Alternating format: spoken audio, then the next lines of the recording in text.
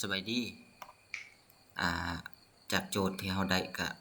จะได้รูปทรงประมาณนี้เดี๋ยวเรามาเบิ่งรูปทรงภายนอกก็นะครับเปรียบเทียบกับเบื้องขวามือต้นฉบับแล้วก็อันนี้ยังบ่แล้วเด้อสีสันมันยังปรับได้อยู่แต่ว่าอันนี้เราเฮ็ดให้เบิ่งโครงสร้างโดยรวมให้บันไดรูปทรงใกล้เคียงกับต้นฉบับที่ลูกค้าอยากได้อันก็คือประมาณนี้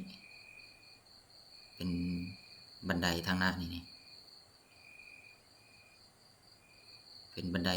ขึ้นมาก็เป็นทางเข้าจะมีปล่องแก้วอีหยังต่างๆชั้น2ก็มีระเบียงอันนี้ก็เป็นเดี๋ยวเราจะหมุนให้เบิ่งโดยรวมนี่ด้านหลังสิประมาณนี้เดี๋ยวมาเบิ่งโจทย์ภายในคลิปต่อไป